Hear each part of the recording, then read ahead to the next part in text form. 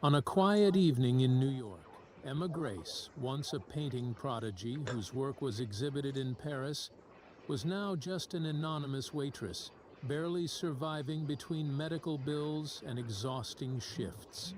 No one remembered who she used to be, until Baron Trump walked in. Not a politician, not some grand benefactor, just someone who saw what the world had forgotten. And everything began to change from one simple question: why $50? New York at night never truly sleeps. But sometimes, even souls born under the brightest lights need a small corner to simply be forgotten for a while. Baron Trump stepped into a modest Italian restaurant tucked between two aging buildings, where the faded sign bore the wear of time and the air always carried a hint of tomato sauce, like a gentle promise. No one noticed who he was, and that was exactly how he wanted it.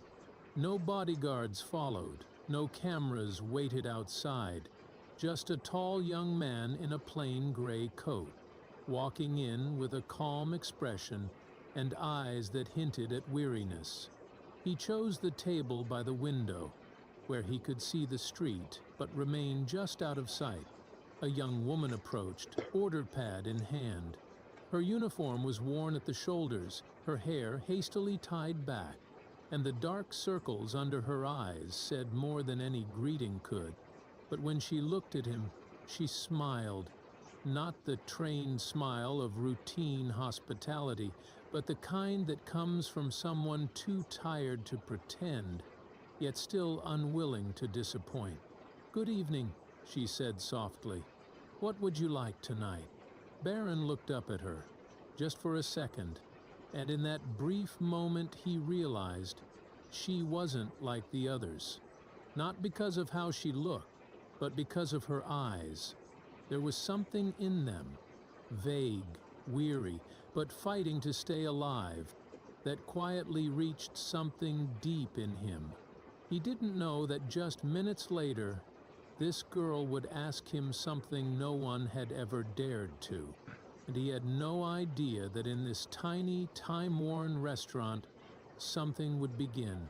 Something that could change not only her life, but his as well. The meal ended around 10. The restaurant had emptied out. The air settled into a hush under the warm glow of low-hanging lights. Baron Trump placed his knife and fork neatly on the edge of the plate, the quiet habit of someone raised with precision. He didn't offer compliments, but his expression was content. The food had been enough to warm a long day, and the calm of the space made him feel, for once, like he existed outside the heavy shadow of his name. Emma returned to the table, the bill in her hand. Her face couldn't hide its exhaustion, but every movement was still laced with respect. She placed the bill down, gave a small nod, and turned to leave, then stopped.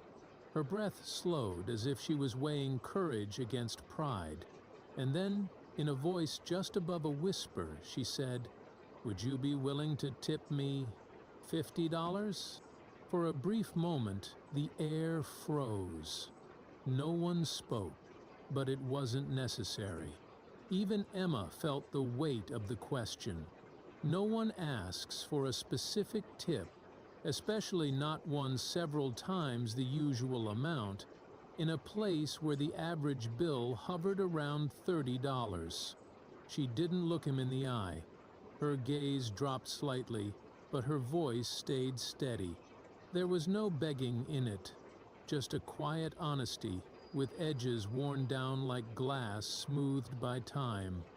That question, more than a request, was a signal, a final wager from someone at the end of the road, still trying to hold on to their humanity.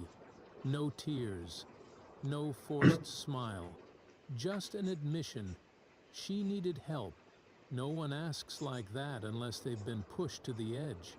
But what made her words stand out wasn't desperation. It was how she said them. No pleading, no self-pity, no emotional manipulation. just the truth, laid bare. A young woman, exhausted but upright, trying to keep her words from sounding like a cry for help. Why $50? The question didn't need an answer yet. It already made its impact. In a world where tipping is silent and voluntary, having someone name a number was almost unthinkable. And for someone like Barron, used to both flattery and indifference, the question hit differently. It wasn't appealing to his sympathy, it was challenging his character. That moment was short, but full of questions for anyone watching. Who was she? Why would she dare ask that? Was it recklessness?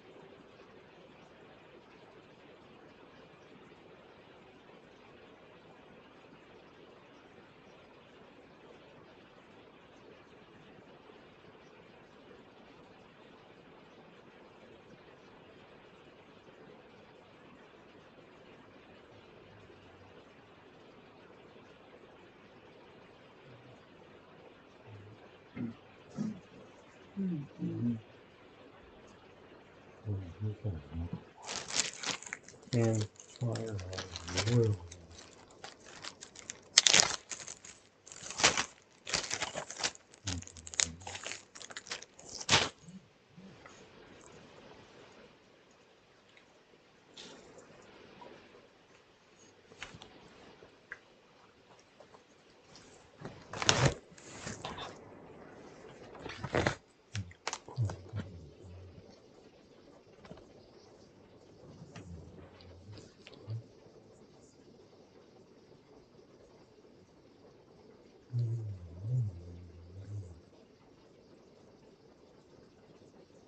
Yeah, but it has to be that after this.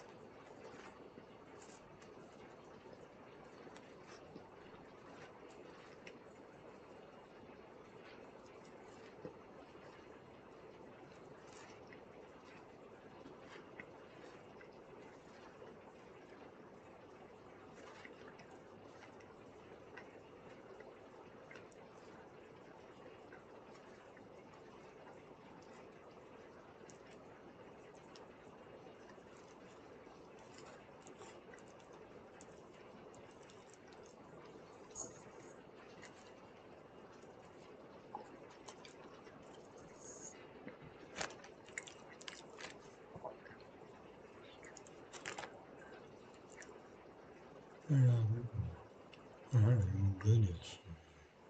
I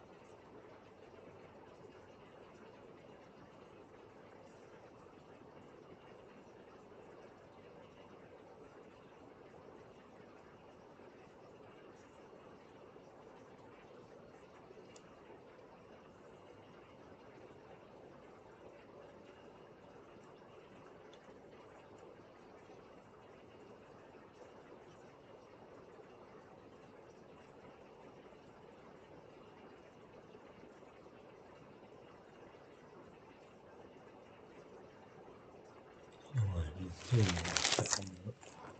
I read a comment.